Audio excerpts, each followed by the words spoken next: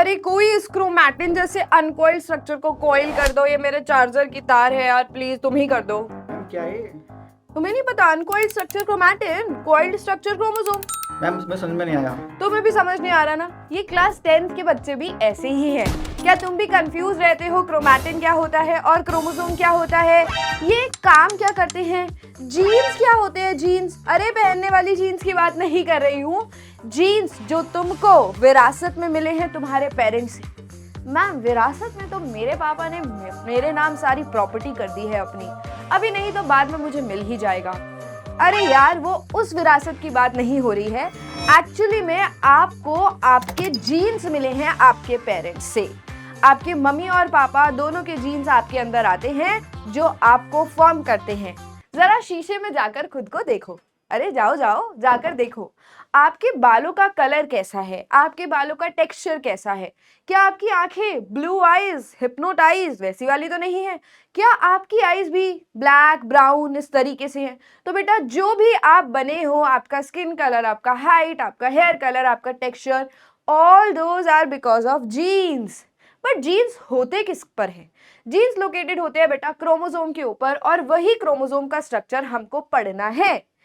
एक बात बताओ, तुम जब पैदा हुए थे तो ऐसे छोटे से नन्हे मुन्ने से थे, फिर जब तुम 5th क्लास में आए तो तुम्हारी ग्रोथ हुई होगी, 10th क्लास में तुम यहाँ पर आ गए होगे, एंड 11th 12th में तो तुम और भी लंबे हो जाओगे और मुझे तुमसे ऐसे बात करनी पड़ेगी, है ना?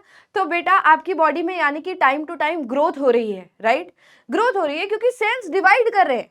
सेल एक साइकिल को रन करता है जिसको हम सेल साइकिल बोलते हैं। सेल लगातार डिवाइड करते हैं, चोट लग जाती है तो कुछ टाइम बाद अपने आप ही ठीक हो जाती है ना। तो बेटा यही सब हम इस चैप्टर के अंदर समझने वाले हैं। So hello again, my name is Upasana Mongia and I am your biology mentor. I welcome you all to this amazing platform of ICSE वाला। ये स्पेशल चैनल है 9, 10, 11 वाले बच्चों के लिए जो आईसीएसई बोर्ड के हैं एंड दे वांट बहुत अच्छे से पढ़ाई, बहुत डेडिकेशन के साथ पढ़ाई।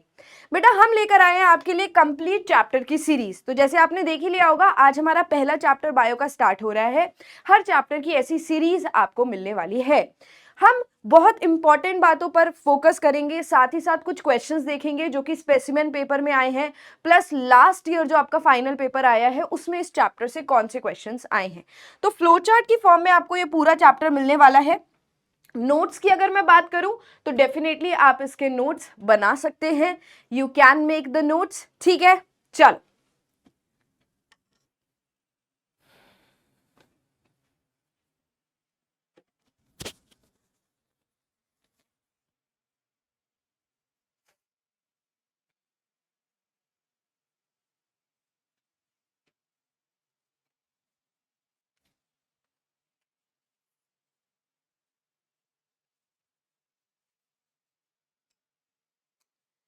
जैसे ही चैप्टर का नाम है structure of chromosome. Ma'am chromosome मिलता कहाँ है? क्रोमोसोम बेटा हमारे सेल्स के अंदर होता है।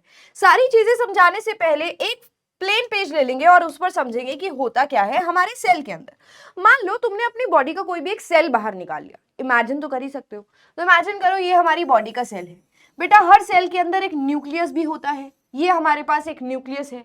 न्यूक्लियस के अंदर थ्रेड लाइक स्ट्रक्चर्स होते हैं जिनको हम क्रोमोसोम या क्रोमैटिन बोलते हैं। बट ह्यूमन बीइंग्स के अंदर 46 ऐसे थ्रेड लाइक स्ट्रक्चर्स बनेंगे, यानी कि कुछ ऐसा कुछ ऐसा कुछ ऐसा, ऐसे 46 थ्रेड लाइक स्ट्रक्चर्स होंगे, ठीक है? इनको हम क्रोमोसोम्स या फिर जेनेटिक मटेरियल भी बोल सकते हैं। और बेटा ये पेयर में प्रेजेंट होते हैं, जैसे तुम्हारा भी एक पेयर है ना स्कूल में तुम्हारे बेस्ट फ्रेंड के साथ, सेम इनका भी पेयर होता है, लाइक दिस 1 and 2। हमको कुछ ऐसे भी इनको ड्रॉ किया जा सकता है। Now this uncoiled form that you see, uncoiled form that is known as chromatin, and the coiled form यानी कि ये कुछ ऐसे रफ धागा अनकॉइल्ड फॉर्म क्रोमैटिन है। बट यही जब इस तरीके से अरेंज हो जाए, खुद को ऐसे कॉइल कर ले, तो हम इसको क्रोमोसोम बोलते हैं। यानी कि सिर्फ और सिर्फ इनके फॉर्मेशन का डिफरेंस है।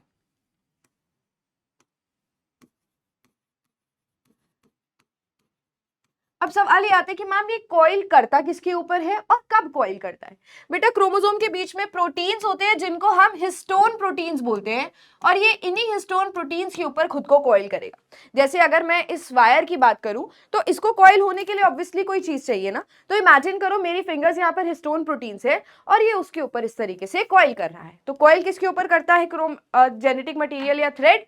It coils over the histone proteins. Now The uncoiled form chromatin, coiled form is chromosome. I hope it is clear. कितने होते हैं बेटा? 46 chromosomes होते हैं and they are always in pair. तो मैं इसको 23 pairs भी लिख सकती हूँ, 23 pairs। यानी कि हमारी बॉडी की हर सेल के अंदर 46 क्रोमोसोम्स या 23 pairs पड़े हुए हैं। इनको हम होमोलॉगस क्रोमोसोम भी बोलते हैं। होमोलॉगस क्रोमोसोम, होमोलॉगस क्रोमोसोम वो हैं जो सेम शेप, स्ट्रक्चर, साइज और जीन लोकेशन के लिए जाने जाते हैं। ठीक है, नाउ इस धागे को अगर तुम खोल दो, लेट्स डू इट, इस धागे को अगर हम खोल दें तो आपको ये धागा सिंगल नहीं डबल दिखेगा, लाइक दिस। तो ये जो डबल कॉइल्ड धागा है, this is DNA, deoxyribonucleic acid, और यही डीएनए खुद को कॉइल करता है प्रोटीन्स के ऊपर। इन्हीं प्रोटीन्स को हिस्टोन प्रोटीन्स बोलते हैं। ये 8 होते हैं जिसको ऑक्टामर बोला जाता है। 4 आगे और 4 पीछे की तरफ, कुछ ऐसे ड्रॉ कर सकते हैं। ऑक्टामर, ऑक्टामर मतलब हिस्टोन प्रोटीन्स, 8 हिस्टोन प्रोटीन्स। जब ये एक जगह प्रेजेंट होंगे बेटा तो 8 होंगे, यहां पर भी सेम तरीके से ऐसे 8 हिस्टोन प्रोटीन्स होंगे, ऐसे सेम तरीके से आगे एंड सो ऑन। इन्हीं के ऊपर ये डीएनए खुद को कॉइल कर लेता है, just like this, just like this. Now जो स्ट्रक्चर आपको यहां दिख रहा है ना, जिसमें ऑक्टामर कॉइल करेगा, जिसमें ऑक्टामर कॉइल करेगा with DNA, this structure is known as nucleosome. nucleosome, nucleosome। देखो एक और टर्म भी आती है न्यूक्लियोटाइड, बट आप उससे कंफ्यूज हो जाते हो। न्यूक्लियोसोम, क्रोमोसोम, बेटा लास्ट का सोम सोम सेम है ना, तो यहां से आप याद रख सकते हो न्यूक्लियोसोम क्या है और क्रोमोसोम के अंदर न्यूक्लियोसोम है basically, and histone proteins and all. ये क्लियर हो गया। अब डीएनए के ऊपर कुछ बीच बीच में सेगमेंट्स होते हैं जिनको हम जीन्स बुलाते हैं, GENES वाला जीन्स। ये जीन्स रिस्पॉन्सिबल है आपके सारे कैरेक्टर्स को बनाने के लिए। बेटा जीन्स हमारी बॉडी में कोडिंग करता है, कोड करता है 3 चीजें, proteins, enzymes and hormones. Proteins, enzymes and hormones, ये 3 चीजें जीन ही बनाता है, फैट्स नहीं बनाता, कार्ब्स नहीं बनाता, यही 3 चीजें कोड की जाती है जीन्स के थ्रू। तो बेसिकली जीन्स क्या हो गए? These are the segments on the DNA which are responsible for making proteins, enzymes and hormones in the body. For example, height genetic है, 60-70% हाइट का जो जितनी भी आपकी हाइट है 60-70% जेनेटिकली निकल कर आती है, बिकॉज ग्रोथ हार्मोन होता है जो आपकी हाइट के लिए रिस्पॉन्सिबल है। और देखो हार्मोन कौन बनाता है? जीन बनाता है। यानी कि अगर आपके पेरेंट्स से टॉल हाइट वाले जीन्स आए तो आपकी हाइट टॉल होगी, और अगर शॉर्ट हाइट वाले जीन्स आए तो ऑब्वियसली आपकी हाइट शॉर्ट होगी। Also the latest study says, आप बहुत ज्यादा इंटरेस्टेड रहते हो हाइट वाले टॉपिक में, कि हाइट एनवायरमेंटल फैक्टर पर भी इंपैक्टेड रहती है एनवायरमेंटल फैक्टर से। यानी कि अगर आप खुद को इंडल्ज करते हो स्पोर्ट्स एक्टिविटी में, बास्केटबॉल, वॉलीबॉल जैसे गेम्स में, या फिर आप रेगुलर एक्सरसाइज कर रहे हो, स्ट्रेचिंग कर रहे हो, उससे भी कुछ % तक हाइट पर फर्क पड़ सकता है, बट ग्रोइंग एज में जब आप ग्रो कर रहे हैं। Now we are ready to understand this structure. बेटा ये यहाँ पर क्रोमोसोम दिख रहा है आपको, राइट? ये क्रोमोसोम है, इसको हमने खोल दिया दिस धागा, एंड इसको जूम करके देखा तो यहाँ पर आपको ये ऑक्टामर दिख रहे हैं हिस्टोन प्रोटीन्स के। These are histone proteins. Actually एक साथ 8 पड़े हुए हैं। This thread is actually your DNA. DNA is double helical structure and इसी DNA के ऊपर बीच बीच में जीन्स होते हैं। Now, मैम ये बना किससे है? तो आपने देख लिया जो आपका क्रोमोसोम है वो डीएनए और प्रोटीन से मिलकर बना है। Now you must be thinking कि मैम थ्रेड जो है डीएनए वो ज्यादा होगा और प्रोटीन्स कम होंगे, बट ऐसा नहीं, उल्टा होता है बेटा। DNA is only 40% and histone proteins are 60%। ये परसेंटेज याद रखना, क्योंकि यहाँ से क्वेश्चन बन सकता है कि डीएनए ज्यादा है, प्रोटीन ज्यादा है। बेटा जो कॉइलिंग के लिए आए हैं प्रोटीन्स वो ज्यादा है, हिस्टोन प्रोटीन ज्यादा है, and DNA is only 40%। Last में ना हम इंपॉर्टेंट डेफिनेशंस एक पेज पर कर लेंगे, जैसे क्रोमोसोम और क्रोमैटिन की क्या डेफिनेशन होती है उस हम एक पेज पर समझ लेंगे। न्यूक्लियोसोम की डेफिनेशन क्या होती है, everything on one page. The term chromosome, अब सबसे पहले तो कोई साइंटिस्ट आया होगा ना जिन्होंने टर्म दी होगी। So there was this scientist Walter Flemming. उन्होंने इस टर्म को दिया एंड क्रोमोसोम नाम इसलिए रखा, अगर हम क्रोमोसोम को ब्रेक करें तो क्रोमोसोम ग्रीक वर्ड से आया है। क्रोम का मतलब या क्रोमा का मतलब होता है कलर और सोमा का मतलब होता है बॉडी। सोमा का मतलब होता है बॉडी, तो कलर्ड बॉडीज, यानी कि क्रोमोसोम का लिटरल मीनिंग क्या है? Coloured bodies. इनको जब माइक्रोस्कोप के नीचे देखा ना तो बहुत ज्यादा कलर लगा, बहुत ज्यादा स्टेन करना पड़ा, बहुत ज्यादा स्टेन डालना पड़ा। बेटा कुछ भी माइक्रोस्कोप के नीचे देखते हैं ना तो हमें बहुत ज्यादा कलर ऐड करना पड़ता है। So that colour added was very strong dye, जिसके बाद हमें ये कलर्ड बॉडीज यानी कि क्रोमोसोम्स दिखे। ये है हमारे scientist Walter Flemming, THER। He was the first person. किस में ऑब्जर्व किया था बेटा इन्होंने? यहां से क्वेश्चन बनेगा, it was observed in the embryos of salamander. Salamander के एम्ब्रियो के अंदर इन्होंने ये क्रोमोसोम्स को स्टडी किया एंड इन्होंने ये भी बताया कि ये क्रोमोसोम्स जो है वो माइटोसिस प्रोसेस में हेल्प करते हैं। Now this type of question can come that you have to identify. आपको आइडेंटिफाई करना है कि क्या, बेसिकली यहाँ पर आपको दो चीजें दिख रही हैं, ये क्या है, ये क्या है। यहाँ तो लेबल्ड है, दिस इज क्रोमैटिन जो कि अनकॉइल्ड फॉर्म में है एंड आपको वेरी कॉइल्ड स्ट्रक्चर में जो दिख रहा है वो क्रोमोसोम है। यहाँ पर A और B करके बेटा आपसे पूछा जा सकता है, ठीक है। So this is very realistic picture जो क्रोमोसोम और क्रोमैटिन में डिफरेंस दिखाती है। Now there is a video for you guys जिसमें आप देख सकते हो कि कैसे हम क्रोमोसोम को और अच्छे से समझे। This is the video for you. ये देखकर तुमको लगेगा कि मैम बिल्कुल ही समझ आ गया है, मजा आ गया है। ये हमारे पास क्रोमोसोम है, इसको हमने खोल दिया बेटा। यू कैन सी ये कॉइल्ड फॉर्म में है, ये ऐसे घूम रहा है, इसी को कॉइल्ड फॉर्म बोलते हैं। अब हम इसको जूम कर देंगे तो यहाँ पर आपको जो चोकोपाई जैसे स्ट्रक्चर दिख रहे हैं वो चोकोपाई नहीं, न्यूक्लियोसोम्स हैं जिसमें हिस्टोन प्रोटीन्स रैप कर रहे हैं। This is your DNA and DNA के बीच बीच में जो सेगमेंट्स होते हैं उसको हम जीन बोलते हैं। सो एक बार फिर से देख लो, हाईली कॉइल्ड स्ट्रक्चर, इसको हमने जूम किया करते गए एंड हमें बीच बीच में मिल गए छोटी छोटी यूनिट जिसको न्यूक्लियोसोम बोलते हैं, जहां पर डीएनए और हिस्टोन प्रोटीन रैप्ड है। अब हम इस धागे को अगर और जूम करके देखें तो that is your DNA and DNA के ऊपर सेगमेंट्स होते हैं जिसको हम जीन बोलते हैं। बेटा अगर कोई भी मान लो क्राइम केस है या फिर कोई बच्चा मिसिंग है और उस बच्चे के लिए 4 फादर्स है जो क्लेम कर रहे हैं कि मेरा बेटा है, मेरा बेटा है, मेरा बेटा है, मेरा बेटा है, तो आपने मूवीज वगैरह में भी देखा होगा ऐसी सिचुएशंस। तो हम डीएनए टेस्ट कराते हैं। डीएनए टेस्ट से पता चल सकता है कि रियल फादर कौन है, क्योंकि आपका जो डीएनए की सीक्वेंस है वो आपके रियल पेरेंट्स से सबसे ज्यादा मैच करेगी। देन जीन्स की अगर डेफिनेशन आ जाए तो इतना तो आपको समझ ही आ गया कि जीन्स जो है वो सेगमेंट्स हैं डीएनए के ऊपर जो प्रोटीन बनाते हैं हमारी बॉडी में। These proteins have specific functions in the body. In proteins का एक स्पेसिफिक काम होता है हमारी बॉडी के अंदर। जैसे बहुत सारे प्रोटीन्स हैं बेटा जो ड्यूटी पर लगे हुए हैं और हमारी बॉडी में बहुत सारी चीजें बना रहे हैं। चलो सुंदर सा कलर ले लेते हैं एक।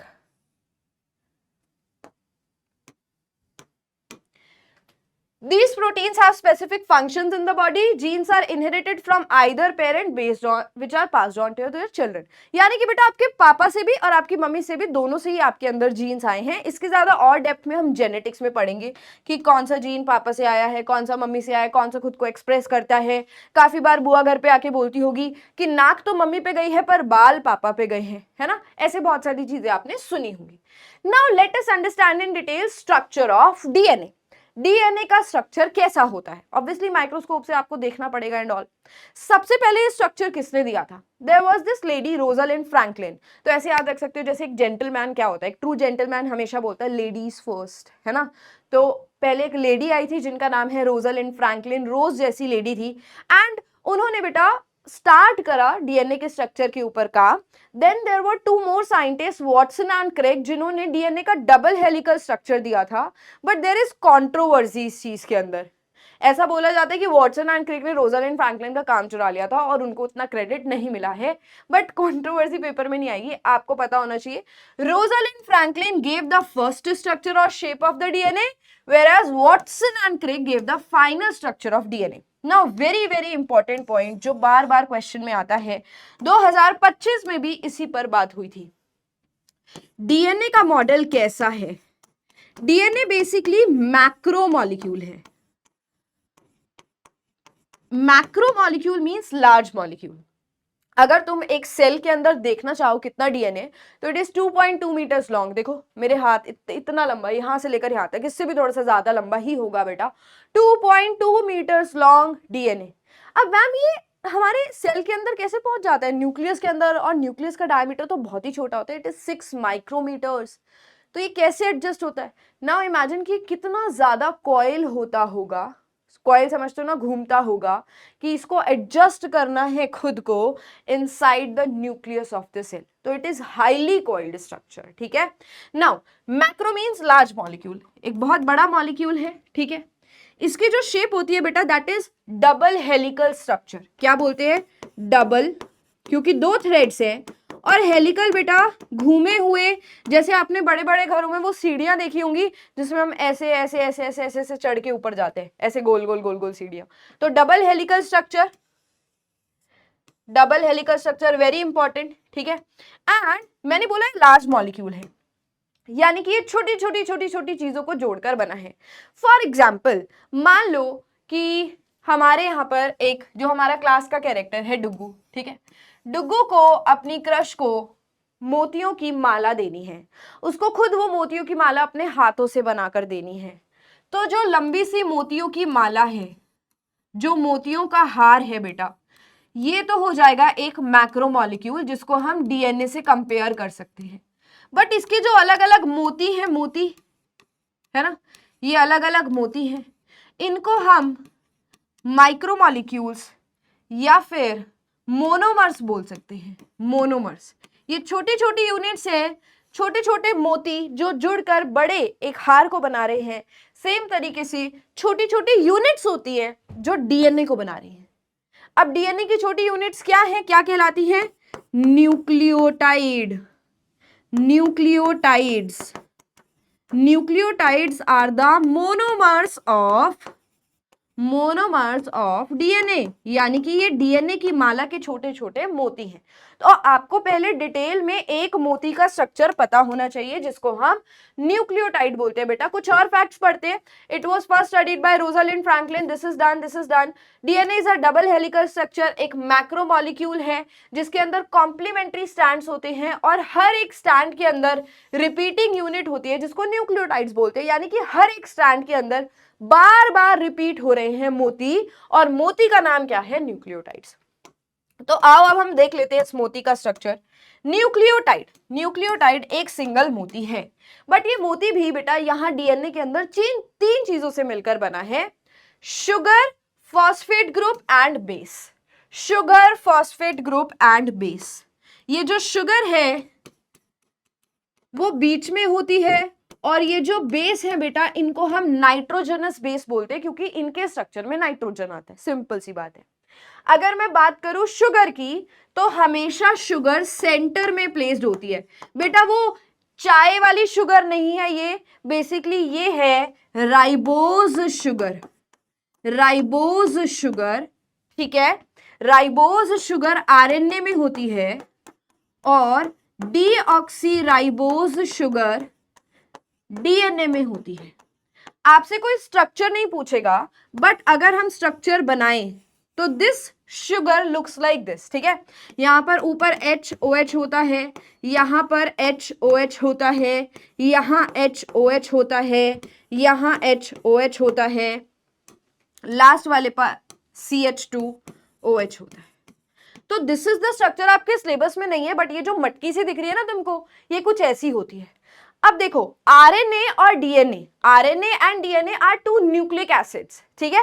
ये बेसिकली जेनेटिक मटेरियल है। पहले साइंटिस्ट को लगता था RNA is the genetic material, फिर और ज्यादा एक्सपेरिमेंट्स हुए और कंफर्म हुआ कि आरएनए नहीं, DNA is the main genetic material. हाथी, गायें, प्लांट्स, जो भी बेटा हमारे आसपास जानवर हैं, लिविंग ऑर्गेनिजम्स हैं, उनके अंदर डीएनए है जो एक सेल से नए सेल के अंदर जा रहा है, पेरेंट्स से बच्चों के अंदर जा रहा है। पहले आरएनए माना जाता था। आरएनए भी जेनेटिक मटेरियल है, बट कुछ वायरसेस के अंदर, हमारे अंदर नहीं। दोनों को ही न्यूक्लिक एसिड बोला जाता है, जैसे ribo nucleic acid, deoxyribo nucleic acid, इनके नाम में ही न्यूक्लिक एसिड आ रहा है। बट दोनों में एक छोटा सा डिफरेंस है शुगर का। दोनों का स्ट्रक्चर शुगर का ऐसे ही बनता है। आरएनए के अंदर राइबोज शुगर यानी कि ये, और डीएनए के अंदर अगर डीऑक्सीराइबोज शुगर करनी है ना, तो यहां पर OH की जगह H होता है बेटा। अब ये डीएनए की शुगर बन गई। तो आपसे कोई पूछेगा नहीं, बट बच्चे बहुत इंटरेस्टेड होते हैं कि मैम क्या डिफरेंस है, इसलिए मैंने आपको बता दिया है। अब इसकी जरूरत नहीं है, you don't have to memorise this. तो अब आप ये जरूर याद रखना, राइबोज RNA और deoxyribose sugar in DNA. One more point, ये 5 कार्बन वाली शुगर होती है बेटा, 5 कार्बन शुगर।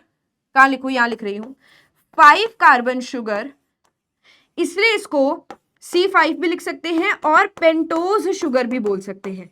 अब लास्ट टाइम 2 MCQ देखे मैंने, 2 MCQ में पूछा गया था कि ये जो शुगर है ये राइबोज शुगर है या हेक्सोज शुगर है। तो ribose sugar and pentose sugar मतलब 5 कार्बन। आप इन दो वर्ड्स में कंफ्यूज मत हो, राइबोज शुगर इसका नेचर है, पेंटोज मतलब 5 कार्बन वाली शुगर हमेशा बीच में होगी। और बेटा एक हाथ पर इसने पकड़ा होगा फॉस्फेट ग्रुप, जिसको हम बोलते हैं H3PO4, H3PO4। और बेटा अंदर की तरफ इमेजिन कि मैं शुगर हूं, मैंने बाहर की तरफ फॉस्फेट ग्रुप पकड़ा हुआ है और अंदर की तरफ नाइट्रोजनस बेस, मैं यहां पर खड़ी हूं। Okay, this is one structure. अब एक और न्यूक्लियोटाइड होता है जो दूसरी तरफ से आएगा और मेरा हैंड होल्ड करेगा। फॉर एग्जाम्पल मुझे ऐसे ही रखना, इमेजिन करो मैं अभी यहीं पर हूं, now I am going here also. अब मैंने अपना यहां पर हाथ पकड़ा, मैं अभी भी शुगर हूं और बाहर की तरफ फॉस्फेट ग्रुप होगा, बाहर की तरफ, उधर भी बाहर की तरफ फॉस्फेट ग्रुप, इधर भी बाहर की तरफ फॉस्फेट ग्रुप। मैं शुगर, यहां भी मैं शुगर थी और मैंने अपना हाथ यहां इमेजिनरी हाथ से पकड़ा हुआ है, हाथ नाइट्रोजनस बेस होता है। ठीक है, तो अगर हम डीएनए के स्ट्रक्चर की बात करें तो डीएनए में ये न्यूक्लियोटाइड कैसे प्लेस्ड है बेटा, ये डबल थ्रेड था, इस थ्रेड को ओपन कर लो। ठीक है, इसको ओपन करके ऐसे लिख लो, इसके बीच में यहां पर न्यूक्लियोटाइड का स्ट्रक्चर है, ये आपकी राइबोज शुगर, बाहर की तरफ फॉस्फेट ग्रुप, फिर यहां पर एक और न्यूक्लियोटाइड, बाहर की तरफ फॉस्फेट ग्रुप और अंदर की तरफ बेटा नाइट्रोजनस बेस, NB लिख रही हूं मैं नाइट्रोजनस बेस को। ऐसे इसकी बहुत सारी यूनिट्स होती है। तो बन गया ना मोती मोती मोती मोती, और मोती को जोड़कर लंबी सी माला। अब एक्चुअली ये 2 धागे हैं, मोतियों की 2 लाइंस हैं। तो यहां पर ये जो न्यूक्लियोटाइड है ये अपसाइड डाउन होता है, फॉस्फेट ग्रुप अभी भी बाहर रहेगा, नाइट्रोजनस बेस अंदर रहेगा, बट इसका फेस इमेजिन करो उल्टा हो गया, अपसाइड डाउन हो गया। इसको हम एंटी पैरेलल बोलते हैं, एंटी पैरेलल यानी कि अपसाइड डाउन, ऊपर से नीचे हो गया, एंटी पैरेलल हो गया। नाउ नाइट्रोजनस बेसिस क्या होते हैं मैम, जिससे हाथ पकड़ रहे हैं? बेटा नाइट्रोजनस बेसिस आपके 2 ग्रुप्स होते हैं, एक होता है प्योरीन्स और एक होता है पिरिमिडीन। एक होता है प्योरीन और एक होता है पिरिमिडीन। जो प्योरीन होता है ना, इसका नाम छोटा है, but purine is actually double ring structure. इसका अगर स्ट्रक्चर पढ़ेंगे तो ये कुछ ऐसे डबल रिंग का बनता है, और पिरिमिडीन आपका सिंगल रिंग का स्ट्रक्चर होता है। नाम बड़ा काम छोटे, सुनिए ना कहावत, नाम बड़ा काम छोटे, नाम छोटा है इसका काम इसके बड़े हैं, देखो है ना। तो देखो प्योरीन्स ये डबल रिंग वाले स्ट्रक्चर, और पिरिमिडीन देखो इनके सिंगल रिंग वाले स्ट्रक्चर होते हैं। प्योरीन्स के अंदर 2 नाइट्रोजनस बेसेस आते हैं, एडेनिन और गुआनिन। पिरिमिडीन के अंदर थाइमीन, साइटोसिन और यूरेसिल आता है। यूरेसिल सिर्फ और सिर्फ बेटा आरएनए में आएगा और thymine only and only DNA में आएगा। ठीक है, डीएनए में कभी भी आपको यूरेसिल नहीं मिलता है, दिस इज इंपॉर्टेंट, इसको अभी के अभी याद कर लो कि यूरेसिल आरएनए में मिलता है और थाइमीन डीएनए में मिलता है। अब बाल बच गए रे बाबा, कैसे बच गए तुम? क्योंकि तुमको ये स्ट्रक्चर्स याद नहीं करने हैं, बस आपको पता होने चाहिए कि प्योरीन और पिरिमिडीन में कौन है। तो मैं कैसे याद रखती हूँ, वो गाना है ना, ए जी ओ जी लो जी सुनो जी, तो ये एजी है बेटा, एजी। ठीक है, एजी कहाँ आता है? प्योरीन्स के अंदर आता है। पिरिमिडीन के अंदर एक याद हो गया तो दूसरा तो अपने आप याद हो जाएगा। वन मोर थिंग, अब जब बॉन्ड बनाने हैं बेटा, 1 न्यूक्लियोटाइड इज हियर, ठीक है, विद फॉस्फेट ग्रुप, यहां पर नाइट्रोजनस बेस है और सेम तरीके से यहां एक नाइट्रोजनस बेस होगा। ठीक है, ये शुगर होगी बट ये उल्टी होगी, लो इसका फेस भी बना देते हैं, और बाहर की तरफ फॉस्फेट ग्रुप होगा। अब यहाँ पर कौन से नाइट्रोजनस बेसिस आ सकते हैं और एक दूसरे के साथ पेयर बना सकते हैं? पेयर क्यों बनाना है? क्योंकि ये कुछ ऐसी लैडर लाइक स्ट्रक्चर बनाने की कोशिश कर रहे हैं और फिर यही लैडर लाइक स्ट्रक्चर गोल गोल गोल गोल घूम जाता है। ठीक है, अब हमेशा याद रखना, अगर एक साइड एडेनिन है तो दूसरी साइड थाइमीन होगा। एडेनिन और थाइमीन डबल बॉन्ड बनाते हैं। अगर एक साइड साइटोसिन है तो दूसरी साइड ग्वानिन होगा, जिनके बीच में ट्रिपल बॉन्ड होते हैं। यहां से बनते हैं एमसीक्यू के क्वेश्चन कि एडेनिन किसके साथ बॉन्ड बनाता है। So adenine always and always pair with thymine. AT eight, English वाला एट, इंग्लिश वाला एट। बेटा प्योरीन पिरिमिडीन के साथ पेयर बनाएगा, प्योरीन प्योरीन आपस में कभी पेयर नहीं बनाते हैं। तो एजीओजी गाना याद रखना है जब इनका ग्रुप याद करना है। बॉन्डिंग की अगर बात आए तो इंग्लिश वाला एट याद रखना है। ए थाइमीन के साथ जुड़ता है डबल बॉन्ड के साथ और सी ग्वानिन के साथ जुड़ता है ट्रिपल बॉन्ड के साथ। अगर मान लो यहां ग्वानिन है तो यहां पर साइटोसिन आएगा। ठीक है, नाइट्रोजनस बेसिस इन डीएनए, यहां से एमसीक्यू के क्वेश्चंस बन सकते हैं। आपसे पूछा जा सकता है find the odd one out, odd one out. ठीक है, तो अगर ऑड वन आउट ढूंढना है, एडेनिन ग्वानिन थाइमीन साइटोसिन बिल्कुल ठीक है। अगर यहाँ यूरेसिल होता तो गलत हो जाता, क्योंकि डीएनए में यूरेसिल नहीं आता। देखो आरएनए में एडेनिन ग्वानिन साइटोसिन यूरेसिल, यहाँ थाइमीन लिखा होता तो गलत हो जाता। न्यूक्लिक एसिड डीएनए और आरएनए होते हैं किससे बने हुए? न्यूक्लियोटाइड से। और क्रोमोसोम छोटी छोटी यूनिट्स किससे मिलकर बना है? न्यूक्लियोसोम से, है ना। चलो आगे आ जाओ। This is again one more structure जिससे आपको बहुत अच्छे से समझ आ जाए, पिक्चर क्लियर हो जाए दिमाग में कि ये हमारे पास एक न्यूक्लियोटाइड है, बीच में शुगर है, साइड में फॉस्फेट, यहाँ पर बेसिस है। अब ये एक तरफ जुड़ता है और इसी को दूसरी तरफ भी जोड़ दो उल्टा करके, adenine thymine cytosine guanine, ladder like structure बन गया और कॉइलिंग कर दो, डबल हेलिकल स्ट्रक्चर बना दो लाइक दिस। फॉस्फेट हमेशा बैकबोन बनाता है क्योंकि ये बाहर की साइड होता है, तो फॉस्फेट हमेशा बैकबोन बनाएगा। कभी ये पूछा तो नहीं है कि बैकबोन कौन बनाता है, ये तो नहीं पूछा गया, बट फिर भी आपको पता होना चाहिए। यहां पर एक क्वेश्चन है, the chromatin material is formed of, ये जो क्रोमैटिन या क्रोमोसोम मटेरियल है किससे मिलकर बना है? So right answer is option B, DNA and histones. Next, the term chromosome literal means, chromosome का लिटरल वर्ड का मीनिंग क्या है? Coloured bodies.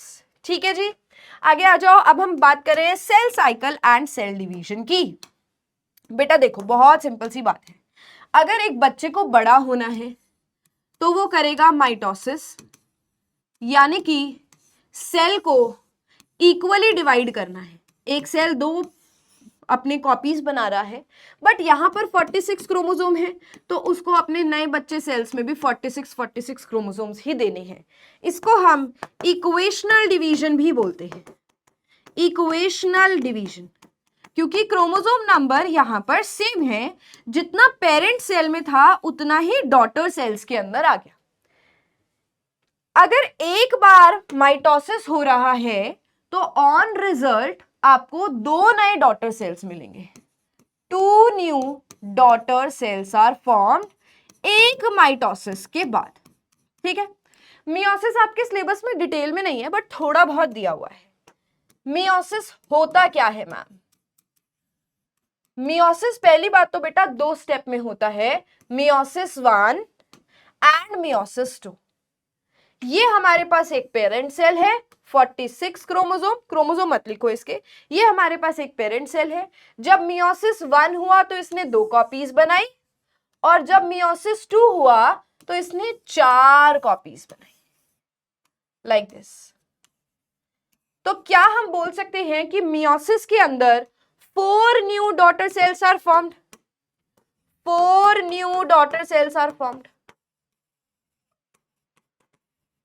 ये बेटा आपका प्रीवियस ईयर क्वेश्चन है कि माइटोसिस में कितने नए डॉटर सेल्स बनते हैं और मियोसिस में कितने नए डॉटर सेल्स बनते हैं।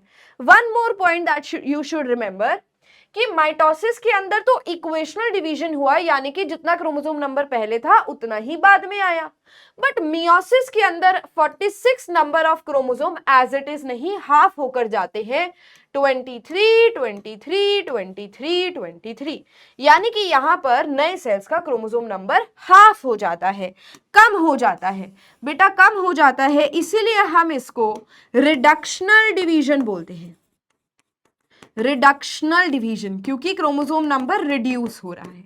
अब बात ये आती है कि ऐसा क्यों हो रहा है, माइटोसिस किस में होता है और मियोसिस किस में होता है।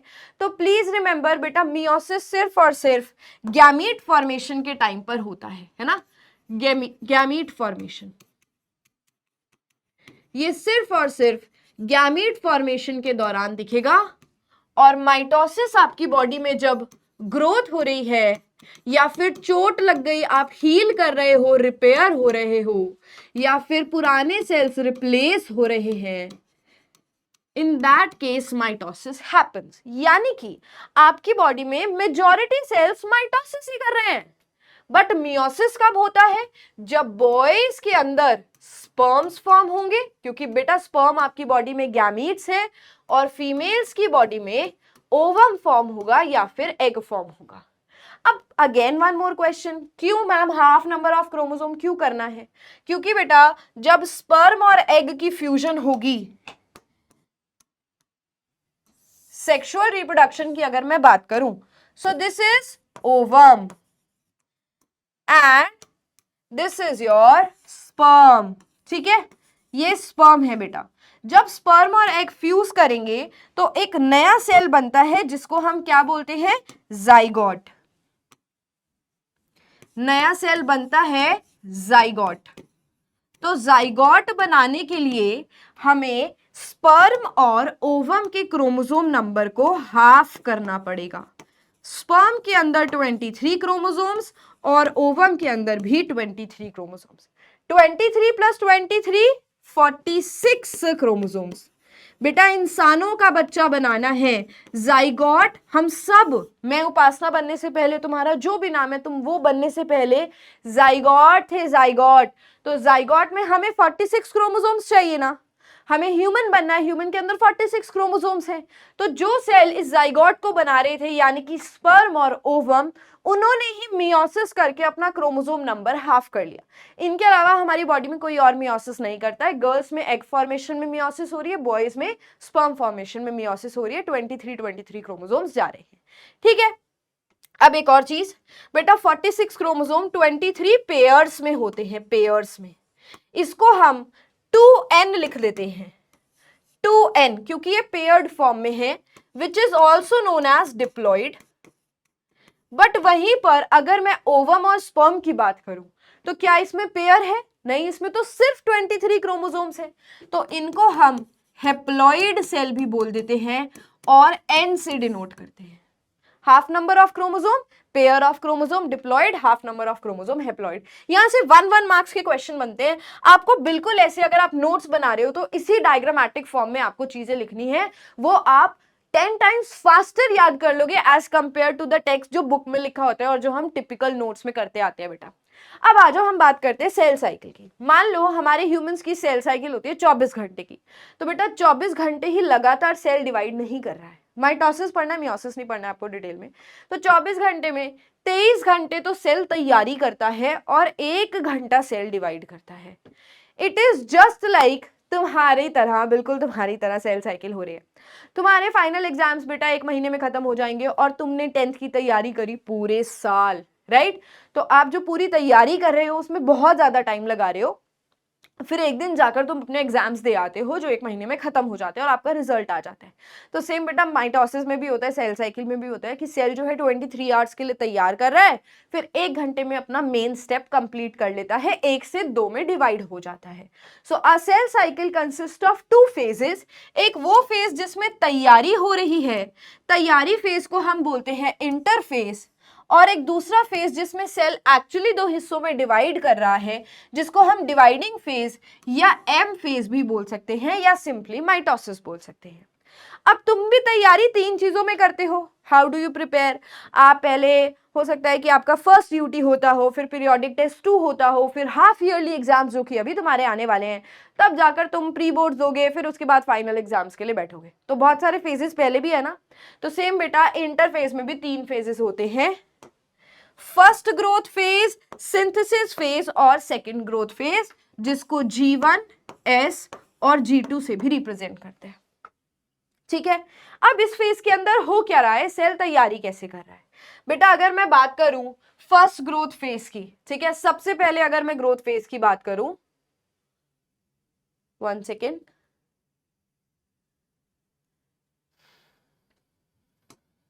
ओके बच्चा, जो ये सबसे लास्ट वाला है और ये वाला है और ये वाला है, बेसिकली यहां पर 3 ग्रोथ फेजेस की बात हो रही है।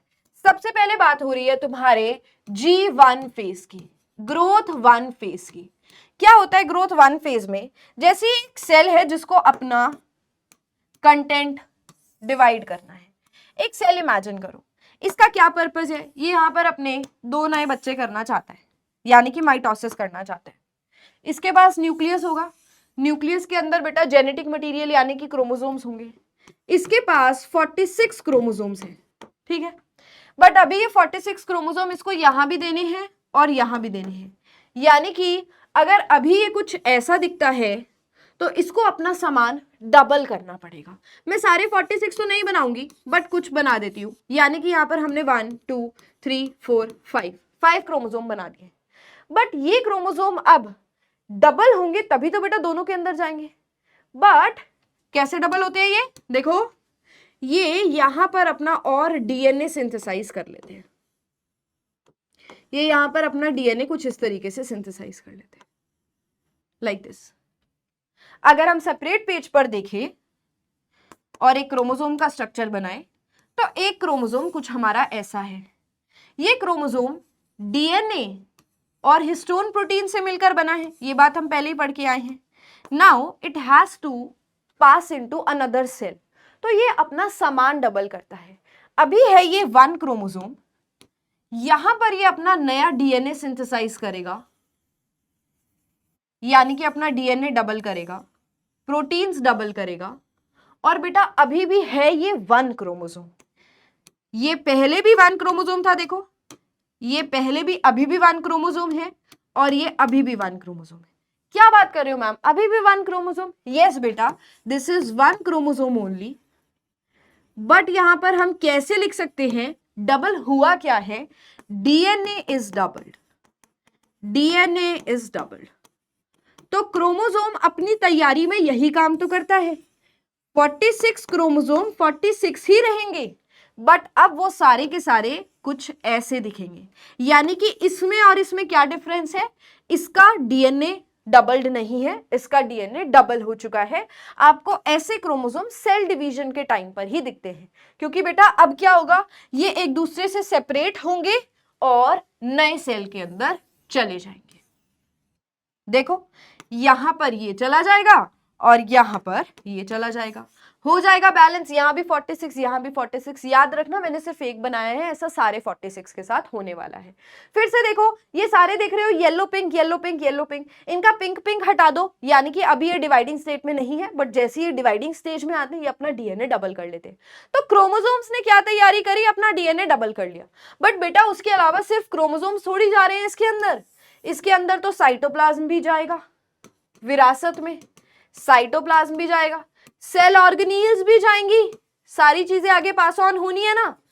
तो बेटा वो सारा सामान इंटरफेज में तैयार होता है, यानी कि interphase is the preparatory phase, जिसमें सारी नई नई चीजें सिंथेसाइज होती हैं। सबसे बड़ा फेज होता है G1 फेज। G1 फेज के अंदर आरएनए और प्रोटीन्स बनाए जाते हैं और साइटोप्लाज्म का वॉल्यूम बढ़ा दिया जाता है, क्योंकि वही साइटोप्लाज्म फिर 2 हिस्सों में टूटने वाला है। उसके बाद माइटोकॉन्ड्रिया और क्लोरोप्लास्ट जैसी सेल ऑर्गेनील जिनके पास अपना खुद का डीएनए है, ये भी डिवाइड करना शुरू कर देते हैं। फिर आ जाता है मोस्ट इंपॉर्टेंट एस फेज, ये है S phase, very very important. ये था G1 फेज, ये है एस फेज। एस का मतलब होता है सिंथेसिस। फेज के अंदर और डीएनए बनता है और क्रोमोसोम डुप्लीकेट होते हैं। यानी कि इसके अंदर अगर हम छोटे से डायग्राम से एस फेज को रिप्रेजेंट करें तो एस फेज के अंदर ये एक क्रोमोसोम अब आपको ऐसा दिखने वाला है, यानी कि डीएनए डबल्ड या डुप्लीकेटेड लिख सकते हैं। डीएनए डुप्लीकेट हो चुका है, क्रोमोसोम अभी भी वन ही है, डीएनए इज डुप्लीकेटेड। फिर आ जाता है हमारा last G2 phase. G2 phase क्या होता है? ये सबसे छोटा फेज होता है जिसमें बचे हुए जो आरएनए प्रोटीन्स G1 फेज में नहीं बने थे वो G2 फेज में बन जाते हैं। बिल्कुल लास्ट फेज है, बची कुछ चीजें बेटा फिर से सिंथेसाइज की जाती हैं and now the cell is ready to divide. अब सेल रेडी है डिवाइड करने के लिए। बट यहां पर एक फन फैक्ट बताती हूं कि कुछ सेल्स होते हैं जो कभी डिवाइड नहीं करते हैं। Some cells do not divide at all and enter G0 phase. जो सेल्स कभी डिवाइड नहीं करेंगे वो G0 फेज में चले जाते हैं। G0 फेज क्या होता है? ये सेल साइकिल से एग्जिट कर जाते हैं। कुछ सेल्स होते हैं जो G1 तक तो आए बट S फेज और G2 फेज तक नहीं जाते हैं। कौन से ऐसे sales? Some cells exit cell cycle and enter G0 phase। क्योंकि बेटा वो कभी डिवाइड करते ही नहीं है। हम जब पैदा हुए हमारी बॉडी के अंदर जितने न्यूरॉन्स बनने थे बन गए, जितनी बेटा हमारी आंखों का जो कॉन्वेक्स लेंस होता है उसके अंदर जितने लेंस है बनने थे बन गए। वो कोई माइटोसिस नहीं करेंगे, कोई मियोसिस नहीं करेंगे। हमारे मसल सेल्स जितने बनने थे बन गए। बेटा उसमें साइज जरूर इंक्रीज हो सकता है, उसके अंदर ग्रोथ जरूर हो सकती है जिसके लिए वो G1 फेज के अंदर आरएनए प्रोटीन्स अपने बनाता है, बट उसको 1 से 2 और 2 से 4, 4 से 8 नहीं होना है। कौन से हैं? For example such cells are neurons, cells of eye lens and muscle cells। तो ये एग्जाम्पल्स आपको पता होने चाहिए बिकॉज ये ना ही माइटोसिस करते हैं ना ही मियोसिस करते हैं। ये G0 फेज के अंदर पड़े रहते हैं, वहां पर अपने आरएनए प्रोटीन सिंथेसाइज करेंगे, इनका काम हो गया। अब बेटा हमारा इंटरफेज हो गया, अब मेन फेज स्टार्ट हो रहा है, that is your M phase, mitosis phase, यानी कि एग्जाम का दिन आ गया है। अब एग्जाम वाले दिन मेन काम करना है। 4 फेजेस हैं यहाँ पर माइटोसिस के अंदर जिसको हम बोलते हैं prophase, metaphase, anaphase, telophase. 4 phases are there of mitosis, prophase, metaphase, anaphase, telophase. ये फेजेस बैक टू बैक होते हैं जिसमें बेसिकली हमको करना क्या है बेटा, हमको इन क्रोमोसोम को सेपरेट करना है। ये तुमको बहुत अच्छे से एक वीडियो से समझ आएगा। हमें एक सेल की 2 कॉपीज बनानी है और ये जो एक्स लाइक स्ट्रक्चर क्रोमोसोम का बन गया इसको एक दूसरे से सेपरेट करना है। तो बच्चों देखो यहाँ पर ये वीडियो है, ये हमारे सुंदर सुंदर क्रोमोसोम जो कि डीएनए डुप्लीकेटेड लेकर बैठे हुए हैं और ये हमारा पेरेंट सेल है। यहां से कुछ थ्रेड लाइक स्ट्रक्चर्स निकलेंगे जिसको स्पिंडल फाइबर्स बोलते हैं। ये स्पिंडल फाइबर क्रोमोसोम के सेंटर से अटैच करेगा और क्रोमोसोम को खींच लेगा, इस एक्स लाइक स्ट्रक्चर को सेपरेट कर देगा। ये थ्रेड लाइक स्ट्रक्चर्स हैं, ये देखो ये अटैच हो गए और ये एक दूसरे से सेपरेट हो गए और अपोजिट पोल्स पर आ गए। अब यहां से ये साइटोप्लाज्म 2 हिस्सों में डिवाइड हो रहा है और तदा बन गए तुम्हारे 2 नए सेल्स। ठीक है, चलो अब थोड़ा सा पढ़ लेते हैं कि स्टेप बाय स्टेप क्या हुआ है इस फेज के अंदर। सबसे पहले आता है बेटा प्रोफेज। प्रोफेज के अंदर ये हमारा एक सेल है। प्रोफेज के अंदर क्या होता है, हमारी इस तरीके से डुप्लीकेटेड क्रोमैटिन घूम रहे हैं, बट प्रोफेज के अंदर अब वो अपनी क्रोमोसोम वाली फॉर्म में आना शुरू कर देंगे, यानी कि अब आपको क्रोमैटिन की जगह क्रोमोसोम दिखना शुरू हो जाएगा।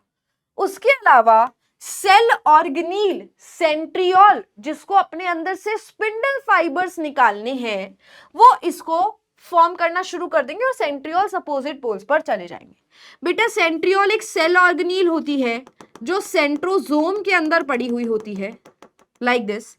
सेंट्रियोल के अंदर दो प्रोटीन से बने हुए परपेंडिकुलर स्ट्रक्चर्स होते हैं। इनका काम होता है अपने अंदर से ऐसे लंबे लंबे धागे निकालना। ये धागे क्यों निकलते हैं? ताकि ये धागे क्रोमोसोम के सेंटर से जुड़ सके और इनको एक दूसरे से जुदा कर सके, सेपरेट कर सके। तो सबसे पहले सेंट्रियोल जो है वो दूसरे अपोजिट पोल पर पहुंचना स्टार्ट हो जाएगा। बेटा एक रस्सी यहां से लगेगी तो दूसरी रस्सी दूसरी साइड से लगेगी, यानी कि अगर एक सेंट्रियोल यहां है तो दूसरा सेंट्रियोल दूसरे पोल पर पहुंच जाएगा, अपोजिट पोल्स पर पहुंच जाएंगे। तो सेंट्रियोल्स अपोजिट पोल्स पर चले गए। क्रोमोसोम्स अलग से सुंदर सुंदर तुमको दिखने लग गए, क्रोमोसोम्स बिकम डिस्टिंक्ट। इनमें से ये धागे निकलने शुरू हो गए जिसको हम स्पिंडल फाइबर्स बोलते हैं। Spindle fibres appear between daughter centrioles forming the chromatic spindle, nuclear membrane and nucleolus disappear. ये सारे काम करने के लिए बेटा जगह चाहिए, तो न्यूक्लियर मेम्ब्रेन गायब हो जाती है और आपको सिर्फ न्यूक्लियोलस नहीं, न्यूक्लियस के अंदर ही आपको ये सारी चीजें होती हुई दिख रही हैं, but nuclear membrane will be disappear ताकि जगह मिल सके।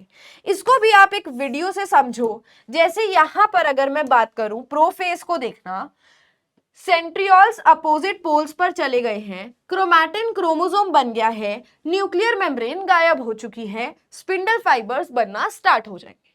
ठीक है। Now metaphase. मेटाफेज एक परफेक्ट फेज होती है क्रोमोसोम को स्टडी करने के लिए। बेटा यहां पर तुमको क्रोमोसोम ऐसे फैले हुए दिख रहे हैं ना, मेटाफेज के अंदर ये सारे के सारे क्रोमोसोम तुमको एक प्लेट पर अरेंज्ड दिखेंगे। जैसे मान लो यहां एक सेंट्रियोल, यहां दूसरा सेंट्रियोल, सारे क्रोमोसोम्स तुमको यहां अब एक इमेजिनरी प्लेट पर दिखेंगे। सारे क्रोमोसोम 46 के 46 एक प्लेट पर अलाइन हो गए हैं। ये क्यों अलाइन हो गए हैं? ताकि जब यहां से थ्रेड निकले तो ये थ्रेड जो है उसको सेपरेट कर सके, ये थ्रेड जो है उसको सेपरेट कर सके। ये ऐसे नहीं बनेगा, एक सेकेंड, यहां पर सेंट्रियोल, यहां सेंट्रियोल, ये अपने अंदर से ऐसे स्पिंडल फाइबर्स निकालेंगे। तो अगर कुछ इस तरीके से सेंट्रियोल्स पड़े हैं ना बेटा, तो ऐसी प्लेट पर आपको यहां क्रोमोसोम्स दिखेंगे। अब इससे क्या फायदा होगा? ये अटैचमेंट हुई, अटैचमेंट हुई, अटैचमेंट हुई, यहां अटैचमेंट हुई, यहां अटैचमेंट हुई, यहां अटैचमेंट हुई, अटैचमेंट हुई, और अब ये एक दूसरे से सेपरेट हो गए। तो मेटाफेज की क्या खास बात है कि ये आपको एक इक्वेटर पर मिलेगा। Equator, equator is this imaginary line. बेटा आपको डायग्राम आइडेंटिफाई करने के लिए आ सकता है। देन आ जाओ एनाफेज, अटैचमेंट हो चुकी है, अब ये एक दूसरे से सेपरेट होंगे। तो यहां पर आपको सेल में क्या कुछ देखने को मिलेगा? ये क्रोमोसोम्स एक दूसरे से सेपरेट हो रहे हैं। यहां एक सेंट्रियोल, यहां एक सेंट्रियोल, ये रही रस्सी, और बेटा यहां से ऐसे सेपरेट होते हुए क्रोमोसोम तुमको दिखेंगे। ठीक है। तो centrosome attaching to the two chromatids divide, ये एक दूसरे से डिवाइड हो रहे हैं, और बीच में यहाँ एक फरो फॉर्मेशन स्टार्ट हो जाती है एनिमल सेल के अंदर, यानी कि यहाँ से सेल मेम्ब्रेन भी कटना शुरू हो जाती है, अंदर की तरफ एक गड्ढा बनाना शुरू कर देती है। इतना अगर तुम देखना चाहो तो यहाँ पर देखो बेटा, ये क्रोमोसोम मेटाफेजिक प्लेट पर अटैच हो चुके हैं। इसी को हम इक्वेटरल लाइन भी बोलते हैं, इक्वेटर, लाइन ऑफ इक्वेटर या मेटाफेजिक प्लेट, जो सेंटर में क्रोमोसोम आ गए। ये देखो बेटा, यहां एनाफेज हो रहा है, ये सेपरेट हो गए हैं और दूसरी पोल्स पर जा रहे हैं, अपोजिट पोल्स पर जा रहे हैं। टीलोफेज में ये अपने अपने कॉर्नर्स पर पहुंच जाते हैं, और ये जो फरो बन रहा था सेल मेम्ब्रेन का वो बहुत ज्यादा डीप हो जाता है। एनिमल सेल के अंदर तुमको ये वाला फॉर्मेशन दिखेगा। प्लांट सेल में बीच में से कट लगता है और दो दीवारें सेपरेट हो जाती है। अगर टीलोफेज की हम बात करें तो टीलोफेज में क्या होता है बेटा? टीलोफेज अगर आपको पहचानना है तो टीलोफेज के अंदर आपको बिल्कुल कॉर्नर पर दिखेगा, क्रोमोसोम्स आपको बिल्कुल कॉर्नर पर दिखेंगे, और आपको एक ऐसी क्लीवेज बनती हुई दिखेगी। आपको यहां सेंट्रियोल्स दिखेंगे, न्यूक्लियर मेम्ब्रेन फिर से फॉर्म होती हुई दिखेगी, जो क्रोमोसोम बन गए हैं वो फिर से क्रोमैटिन की तरह, यानी कि इस तरह बनते हुए दिखेंगे। न्यूक्लियर मेम्ब्रेन फिर से आती हुई दिखेगी, स्पिंडल फाइबर्स गायब हो जाएंगे। बेटा टीलोफेज प्रोफेज का बिल्कुल ऑपोजिट होता है. Two sets of chromosome reach at opposite pole, spindle fibre disappears and the cleavage starts forming. ठीक है, so this was all about the 4 phases of mitosis. Mitosis के बाद क्या हुआ बेटा? माइटोसिस में न्यूक्लियस डिवाइड कर गया था. अब साइटोकाइनेसिस होना है, यानी कि न्यूक्लियस की डिवीजन होनी है. साइटोकाइनेसिस साइटोप्लाज्म की डिवीजन होनी है. The division of cytoplasm take place where the parent cell divides into 2 daughter cells. It occurs at the mid of the anaphase and is completed at telophase. बेटा anaphase के अंदर एक furrow बनना start हो गया था. टीलोफेज के अंदर ये फरो काफी डीप हो जाता है एंड अल्टीमेटली साइटोकाइनेसिस स्टार्ट हो जाता है. In animals and plant cells the occurrence of cytokinesis is different. क्या डिफरेंस है दोनों के अंदर? देखो, अगर मैं बात करूं एनिमल सेल की, तो एनिमल सेल में बाहर से क्लीवेज बनता है like this and 2 cells divide हो जाते हैं. प्लांट सेल में ऐसा नहीं होता. प्लांट सेल के अंदर माइक्रोट्यूब्यूल्स होते हैं, छोटे छोटे प्रोटीन्स की ट्यूब्यूल्स लाइक स्ट्रक्चर होते हैं. वो सेंटर में आके खुद को ऐसे अरेंज करना शुरू कर देते हैं और सेंटर से बाहर की तरफ कट लगाना शुरू कर देते हैं एंड अल्टीमेटली आपको 2 नए सेल्स मिल जाते हैं. ये जो सेंटर में माइक्रोट्यूब्यूल्स की हेल्प से प्लेट बनी है, इसको सेल प्लेट बोलते हैं. सेल प्लेट सेंटर से बाहर की तरफ जाती है और क्लीवेज या फरो फॉर्मेशन बाहर से अंदर की तरफ जाता है. Also remember that in plants के अंदर सेंट्रियोल्स एब्सेंट होते हैं. Centrioles are absent. Very very important point. तो अगर सेंट्रियोल एब्सेंट है तो स्पिंडल फाइबर कौन बनाएगा? Microtubules form spindle fibers. Microtubule spindle fibre बना लेगी बेटा, दोनों काम यही कर लेती है. And cell plate also, cell plate भी यही बनाएगी. Cell plate and spindle fibres both are formed by microtubules in plants. ठीक है, तो यहां से कुछ क्वेश्चंस बनते हैं. अब हम आ जाते हैं मियोसिस के अंदर. मियोसिस आपको पता है कब हो रहा है बेटा? Meiosis take place at the time of gamete formation. Meiosis के अंदर 2 टर्म्स आती हैं. मान लो यहाँ पर हमारे पास एक क्रोमोसोम है फादर से और एक क्रोमोसोम है मदर से. पहली बात तो यहां से अब आपको 2-3 चीजें समझनी है. जो सेंटर है ना क्रोमोसोम का, उसको हम सेंट्रोमेयर बोलते हैं. वेरी वेरी इंपॉर्टेंट, इस पे भी क्वेश्चन आता है. The centre of chromosome is known as centromere. यानी कि ये इसका सेंट्रोमेयर है, ये इसका सेंट्रोमेयर है. ये दोनों डुप्लीकेटेड क्रोमोसोम्स हैं, डुप्लीकेटेड क्रोमोसोम या डुप्लीकेटेड डीएनए है. अब मुझे इसकी या इसकी बात करनी है तो मैं क्या बोलूंगी बेटा? इनको मैं बोलूंगी सिस्टर क्रोमैटिड्स, क्योंकि ये सेम सेंटर से जुड़ी हुई हैं. तो ये दोनों बहनें हैं sister chromatids. Just like these two, ये दोनों भी सिस्टर क्रोमैटिड्स हैं. बट ये और ये सेम सेंटर से नहीं जुड़ी हुई, तो इनको हम नॉन सिस्टर क्रोमैटिड्स बोल सकते हैं. Non sister chromatids. ठीक है, centromere, sister chromatids, non sister chromatids. Now at the time of meiosis, जब मियोसिस होना है ना, तो एक क्रॉसिंग ओवर प्रोसेस होता है. क्रॉसिंग ओवर प्रोसेस में इस वाले नॉन सिस्टर क्रोमैटिड का कुछ स्ट्रक्चर दूसरे नॉन सिस्टर क्रोमैटिड के साथ मिक्स होता है और इस वाली का थोड़ा सा स्ट्रक्चर यहां चला जाता है बेटा. तो इन्होंने बेसिकली अपना जेनेटिक मटेरियल थोड़ा सा एक्सचेंज कर लिया. इसी एक्सचेंज ऑफ जेनेटिक मटेरियल को हम क्रॉसिंग ओवर बोलते हैं. The crossing over when the maternal यानी कि मम्मी, पैटर्नल यानी कि पापा, जब मम्मी और पापा दोनों का क्रोमोसोम क्या करे? Are separating, the chromatid material gets exchange. जब ये एक दूसरे से सेपरेट हो रहे हैं तो क्रोमैटिड मटेरियल एक दूसरे का एक्सचेंज कर लेते हैं. होमोलॉगस क्रोमोसोम्स के बीच में ये होता है। इसी को हम क्रॉसिंग ओवर बोलते हैं, जिसकी वजह से हमारे अंदर जेनेटिक रिकॉम्बिनेशन आता है, यानी कि कुछ चीजें मम्मी से तो कुछ चीजें पापा से। ठीक है, एक और स्ट्रक्चर दिया हुआ है यहाँ पर, काइज्मा। बेटा इस डायग्राम में तो हमने डायरेक्ट देख लिया कि ये अपना सामान एक्सचेंज कर चुके हैं, बट एक्चुअली होता क्या है, ये धीरे धीरे एक दूसरे के पास आएंगे। ठीक है,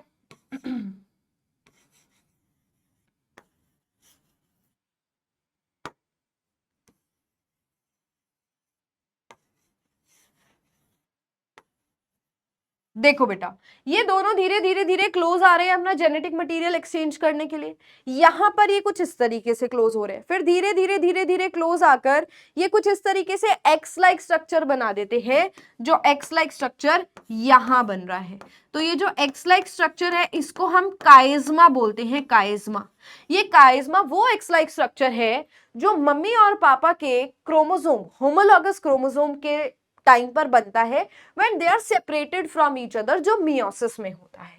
ठीक है, so this is chiasma, the point of attachment between two non-sister chromatids of a pair of homologous chromosome formed during meiosis is termed as chiasma.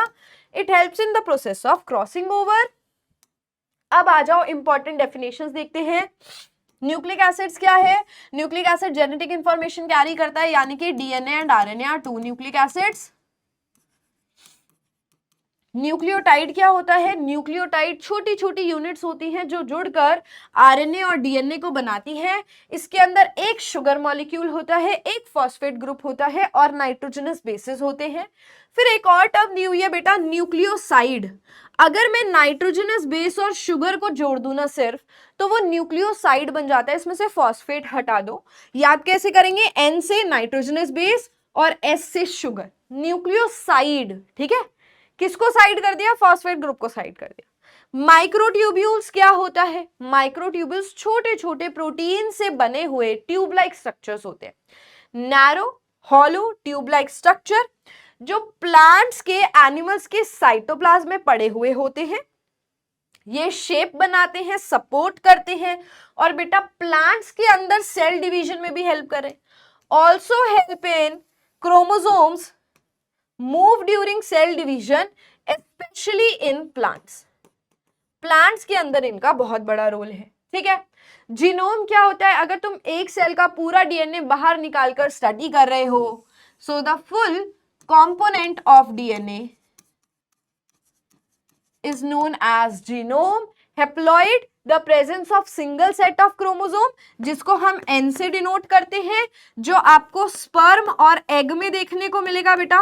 और diploid 2N, the presence of complete set of chromosome, जो हमारे mostly sales में होता है, जिसको हम 2N से denote करते हैं। ठीक है, नाउ कैरियोटाइप। कैरियोटाइप क्या होता है कि आप सारे क्रोमोसोम को अगर एक साथ देख रहे हो, चाहे तुम फोटो लेकर देख रहे हो, माइक्रोस्कोप से देख रहे हो, तुमने प्रिंट आउट निकाल लिया, उसको हम कैरियोटाइप बोलते हैं।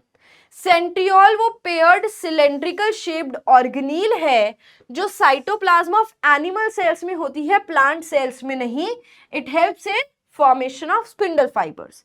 Centromere very important, it is the centre of chromosome where two sister chromatids are attached. ठीक है, स्पिंडल फाइबर ये प्रोटीन फाइबर्स के लंबे लंबे धागे हैं जो सेल डिवीजन में बनते हैं और क्रोमोसोम और सिस्टर क्रोमैटिड्स को सेपरेट करने में हेल्प करते हैं। So these are some important terms. Chromatids, one vertical half of a duplicated chromosome. ये क्रोमोसोम डुप्लीकेट हो चुका है। अगर मुझे इसकी बात करनी है या इसकी बात करनी है, इनको मैं क्रोमैटिड्स का नाम देती हूं, यानी कि one vertical half of a duplicated chromosome is known as chromatid. Homologous chromosome वो क्रोमोसोम एक पापा से एक मम्मी से जिनका स्ट्रक्चर, शेप, साइज और जीन लोकेशन सेम होता है। ठीक है बच्चा, यहां पर अब ये तुम्हारा जो क्वेश्चन है, this is your specimen question. Specimen 2025 का ये क्वेश्चन है। तो इस चैप्टर से कैसे क्वेश्चंस बनते हैं आपको आइडेंटिफाई करना होता है पिक्चर्स के थ्रू। तो यहाँ पर कौन सी स्टेज है मुझे कमेंट्स में बताना, आपको आंसर करना है कमेंट्स में। I will look at your comments. ये प्रोफेज है, मेटाफेज है, एनाफेज है या टीलोफेज है, ठीक है। The number of autosomes and allosomes present in a human cell. वैसे ये जेनेटिक्स का क्वेश्चन है बट हम यहाँ भी कर सकते हैं। हमारे पास जो 46 क्रोमोसोम है उसमें से बेटा 44 लड़का और लड़की में सेम होते हैं जिनको ऑटोजोम्स बोलते हैं, और लास्ट के 2 क्रोमोसोम, ठीक है, ये लड़का और लड़की में अलग होते हैं जिनको सेक्स क्रोमोसोम या फिर एलोजोम्स भी बोला जाता है। So concept is clear. इसका आंसर भी तुम मुझे कमेंट्स में बताना, ठीक है। और ये वाला तुम्हारा स्पेसिमेन 2026 से उठाया हुआ क्वेश्चन है जो जेनेटिक्स से भी रिलेट कर सकते हो और यहां से भी रिलेट कर सकते हो। A pair of corresponding chromosome of the same shape size from each parent. एक ऐसा क्रोमोसोम जो सेम शेप साइज का है, एक मम्मी से है एक पापा से है, उनको हम होमोलॉगस क्रोमोसोम बोलते हैं। आगे आ जाओ। The nitrogenous base that pairs with adenine. Adenine के साथ कौन पेयर करता है बेटा? थायमीन। कैसे याद करा है? एट से याद करा है। ये डीएनए में होता है, आरएनए में तो थायमीन आएगा नहीं, तो एडेनिन यूरेसिल के साथ पेयर करेगा इन आरएनए, ठीक है। आगे आ जाओ। ये तुम्हारा लास्ट ईयर 2025 फाइनल पेपर का क्वेश्चन है, ठीक है। लास्ट ईयर देखो ये क्वेश्चन आया, इतना easy. During mitosis what is the position of chromatids in metaphase and in anaphase? तो मेटाफेज में मेटाफेजिक प्लेट पर तुमको सारे क्रोमोसोम्स अरेंज दिखेंगे या इक्वेटर भी लिख सकते हो। एनाफेज में तुमको सेपरेटेड फ्रॉम ईच अदर दिखेंगे। अब ये तुम्हारा 2 नंबर का क्वेश्चन है बट यहां पर तुम डायग्राम भी बनाकर आ सकते हो, ठीक है। आगे आ जाओ। ये भी तुम्हारा 2025 का फाइनल पेपर का क्वेश्चन है। A phase of cell division where the spindle fibres disappear. Spindle fibres गायब किस में हो जाएंगे? प्रोफेज में बने थे, प्रोफेज का अपोजिट टीलोफेज, तो टीलोफेज के अंदर स्पिंडल फाइबर्स गायब हो जाएंगे। Mention the 2 pairs of nitrogenous base that are present in DNA and pair with hydrogen and bonds. 2025 का क्वेश्चन है। एडेनिन, थायमीन, साइटोसिन, ग्वानिन, ठीक है। चलो, सो आपको अब कमेंट्स में आंसर करना है जो क्वेश्चंस मैंने दिए हैं। This was your one shot complete chapter revision. ये आपको हाफ ईयरली में बच्चा बहुत हेल्प करने वाला है, ऐसे ही आपको सारी चीजें मिलती रहेंगी। सो फॉलो अप करते रहना, मिस मत करना। जो आपका बैच में ब्रेक चल रहा है उसको यूटिलाइज करना यूट्यूब के ऊपर। जल्दी मिलूंगी मैं तुमको अगली वीडियो में। Bye bye, take care.